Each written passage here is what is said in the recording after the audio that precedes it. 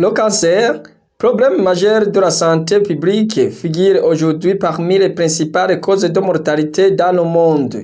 Le Burundi n'est pas épargné de cette maladie et la situation du cancer au Burundi devient de plus en plus préoccupante au point de nécessiter une attention particulière. Pour donner des éclaircissements aux parties prenantes, le Tanganyika Hospital a organisé ce mardi le 17 octobre 2023 à Bujumbura, avec l'appui du FINUAP au Burundi, sa première soirée scientifique sur le cancer, sous thème Cancer au Burundi, ampleur, principes, diagnostic et thérapeutique. Dr Abayeho Jean-Pascal, représentant regard de Tanganyika Hospital, nous a fait savoir les buts principaux de cette soirée. Et bien donc, on a organisé cette soirée dans un but tout d'abord de mobiliser les médecins pour qu'ils sachent ce que c'est le cancer. Ce n'étaient pas les médecins seulement qui étaient présents. Il y avait également d'autres soignants et d'autres paramédicaux. Et pourquoi on insiste sur le cancer? C'est parce que tout progressivement, on est en train de finaliser ce qu'on appelle la transition épidémiologique des maladies infectieuses vers les maladies chroniques, dont le cancer. Et pourquoi les maladies infectieuses sont en train de diminuer? C'est parce qu'aujourd'hui, il y a plus de traitements, la médecine a évolué, l'hygiène a évolué, et tout d'un coup, la population vieillit de plus en plus. Et avec le vieillissement de la population, commencent à apparaître ces cancers dont on ne parle pas avant. Et à côté de ce vieillissement de la population, il y a aussi la technologie, notamment la technologie qui est offerte par Tanganyika Hospital, de chercher les cancers dans le but de les soigner. Et donc, comme on dit en français, qui cherche trouve. Donc, en suspectant et en faisant des examens, on trouve ces cancers parce que vous savez sans doute que dans le passé, les gens mouraient, ils maigrissaient, puis finissaient par mourir et on ne savait pas pourquoi ils mouraient. Aujourd'hui, on a les moyens de diagnostiquer, on a les moyens de soigner et de suivre les patients atteints de cancer. Donc aujourd'hui, le but était de, informer les médecins et former les médecins et les soignants sur le cancer pour qu'ils soient éveillés sur ce thème.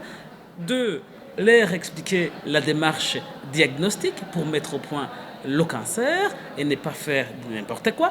Et 3, leur expliquer la démarche aussi thérapeutique et la démarche de suivi du cancer. Après une série de présentations sur le diagnostic thérapeutique et suivi du cancer, Dr Abayo a tranquillisé les patients du cancer que l'hôpital Tanganyika est occupé des moyens diagnostiques, thérapeutiques et possède des ressources humaines qualifiées pour les prendre en charge.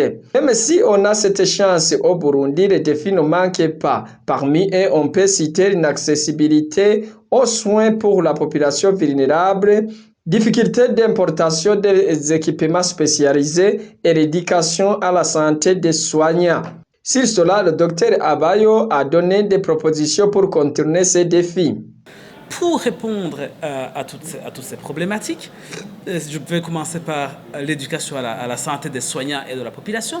On a besoin des soutiens politiques et des soutiens des partenaires, qu'ils soient nationaux ou internationaux, pour avoir les moyens d'arriver, de regrouper les médecins et les gens comme on l'a fait aujourd'hui pour leur expliquer ce que c'est le cancer. Et je pense que ça a été très productif. Et pour résoudre le problème aussi de l'acquisition des équipements dont on a besoin, notamment une IRM et une radiothérapie, on a besoin ce que j'appellerais des faveurs au niveau des impôts pour que l'on puisse, par exemple, avoir des machines et bénéficier d'un crédit impôt qui nous permet de ne pas payer de taxes, parce que ça empêche aussi un développement rapide, parce qu'on est parfois limité par les charges des impôts.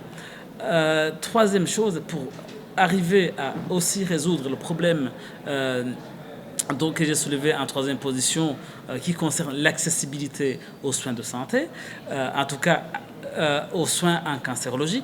On a aussi on a demandé aux différents ministères, que ce soit le ministère de la Santé et surtout le ministère de la Solidarité sociale et du genre, pour qu'ils nous ouvrent un partenariat, pour que l'on puisse donner nos compétences à la population globale et non pas seulement à la population sélective, parce qu'aujourd'hui, on soigne beaucoup plus les gens qui ont des moyens ou qui ont des assurances qui payent.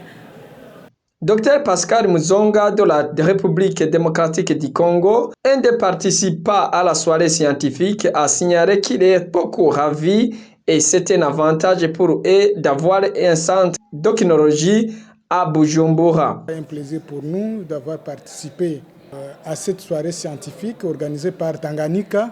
Nous avons beaucoup bénéficié. Comme vous le savez, nous sommes juste à proximité de Bujumbura et avoir un centre d'oncologie ici, dans la capitale, c'est vraiment un grand avantage pour nous. Ça nous permet de ne plus réfléchir ou envoyer le malade que nous recevons. Au lieu de les envoyer trop loin, peut-être penser à les envoyer en Europe, penser à les envoyer en Nairobi. Mais ici, comme nous avons déjà ce centre ici, c'est juste là où on peut juste parcourir 1 heure et arriver au niveau des centres d'oncologie de l'hôpital Tanganyika. Ça nous fait beaucoup plus de joie. C'était aussi un honneur d'avoir été invité à cette conférence. Cela prouve combien de fois Tanganyika a aussi une considération envers les pays voisins, notamment la RDC, et envers notre hôpital en particulier. Signalons que le ministère ayant la solidarité dans ses attributions et le ministère de la Santé publique et de la lutte contre le sida avaient été représentés dans cette soirée scientifique. Radio, télévision, RTBB, ni vyiza ry'Uburundi bwiza.